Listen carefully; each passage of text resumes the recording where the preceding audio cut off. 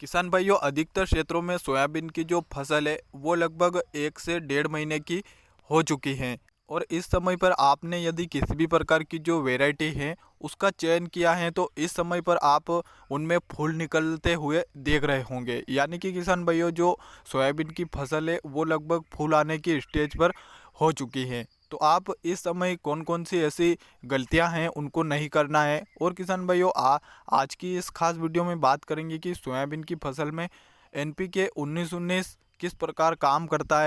और यदि आपकी जो सोयाबीन की फसल है उसकी ग्रोथ रुकी हुई है, और किसान भाइयों आपको पहले खाद के रूप में कौन सा खाद लेना चाहिए। और किसान भाइयों, जो फसल की ग्रोथ है वो रुकी हुई है, आप उसकी ग्रोथ को बढ़ाने के लिए किस प्रकार उपाय कर सकते हैं। किसान भाइयों, पूरी जानकारी के लिए आप इस वीडियो को पूरा देखिए, साथ ही अन्य किसान साथियों तक शेयर कर दीजिए ताकि वो भी इस जानकारी को देख पाए और सटीक तरीके से समझ पाए।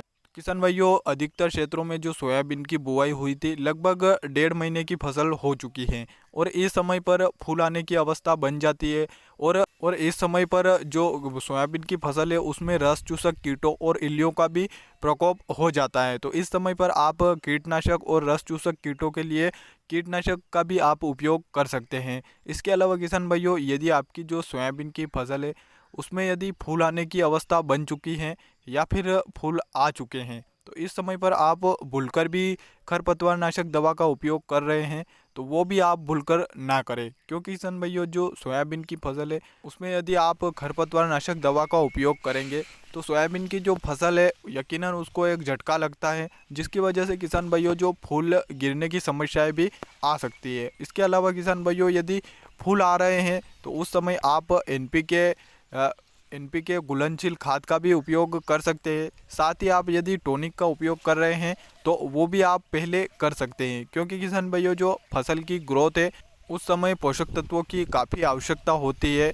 जिसके रूप में आप टॉनिक या फिर NPK 19-19-19 खाद जो घुलनशील आता है आप उसका भी उपयोग कर सकते हैं। इसके अलावा किसान भाइयों, जो सोयाबीन की फसल है उसमें आप पहले खाद के रूप में किस खाद का उपयोग कर सकते हैं। तो यदि किसान भाइयों आपकी जो सोयाबीन की फसल है वो लगभग फूल आने की अवस्था से पहले की है तो आप उसमें यूरिया का भी उपयोग कर सकते हैं, क्योंकि किसान भाइयों जो फूल आने के बाद यूरिया का कोई भी काम नहीं रहता है। और यदि किसान भाइयों आपकी जो फसल की अवस्था है वो फूल आने के पहले की है तो आप यूरिया का उपयोग कर सकते हैं, क्योंकि उस समय किसान भाइयों जो सोयाबीन की फसल है उसमें नाइट्रोजन की काफ़ी आवश्यकता होती है, जिसके रूप में आप यूरिया लेते हैं उसमें 46% नाइट्रोजन की मात्रा आती है, जिससे आसानी से आप नाइट्रोजन की पूर्ति कर सकते। इसके अलावा किसान भाइयों जो सोयाबीन की फसल की अवस्था फूल आने की अवस्था में होती है तो उस समय जो गर्डल बीटल, तना मक्खी, रस चूसक कीटों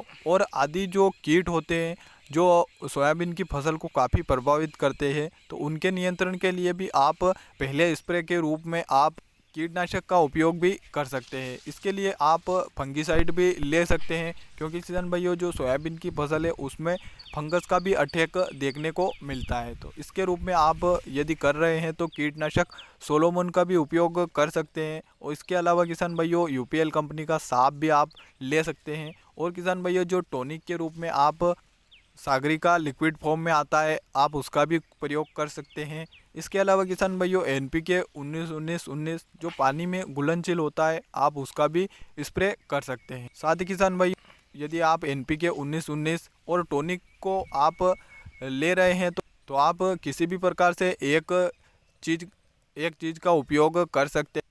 कहने का मतलब है किसान भाइयों कि आप यदि NPK 19-19-19 जो पानी में घुलनशील आता है उसको ले रहे हैं या फिर आप टॉनिक को ले रहे हैं तो दोनों में से आप किसी एक का भी प्रयोग कर सकते हैं। और यदि NPK 19-19-19 को ले रहे हैं तो NPK 19-19-19 का काफ़ी परिणाम अच्छा देखने को मिलता है, जिसके रूप में आप घुलनशील NPK का ही उपयोग कर सकते हैं। इसके अलावा किसान भाइयों जो सोयाबीन की फसल है वो लगभग फूल आने की अवस्था में होती है तो उस समय सोयाबीन की फसल में नमी बनी होनी बहुत ज़रूरी है। इसके अलावा किसान भाइयों यदि आपके क्षेत्र में बारिश नहीं आती है तो आप स्प्रिंकलर का उपयोग करके भी सिंचाई कर सकते हैं। उम्मीद करता हूँ आपको यह जानकारी काफ़ी अच्छी लगी होगी।